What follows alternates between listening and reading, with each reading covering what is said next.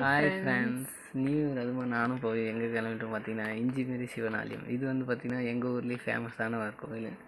And என்ட்ரன்ஸ்லேயே பார்த்திங்கன்னா பூ பழம் எல்லாத்தையும் வாங்கிட்டு படியேற ஆரம்பித்தோம். கோவிலோட லுக்கே பார்த்திங்கன்னா பவிக்கு ஒரு புதுசாக இருந்துச்சு. ஏன்னா நான் ஃபஸ்ட் டைம் இப்போ தான் எங்கள் ஊர் கோவிலுக்கு கூட்டிகிட்டு வந்துட்டு இருந்தேன்.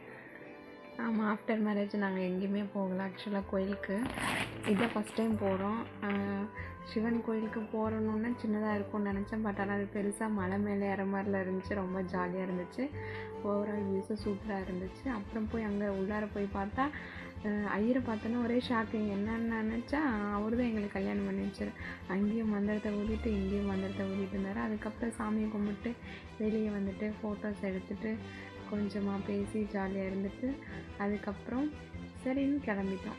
அண்ட் இந்த கோவிலில் பார்த்திங்கன்னா திருவண்ணாமலை தீபம் ஏற்றும் போது எந்த கோவிலும் ஏற்றுவாங்க. அண்ட் இதுவே நிறைய ஃபேமஸானதான். நிறைய பெங்களூர்லேருந்து அந்த கோயிலுக்கு வருவாங்க. ஏன்னா பெங்களூர் கலெக்டர் தான் இந்த கோயிலை கட்டிருந்தோம். அதனால் அங்கேருந்து வருவாங்களாம்.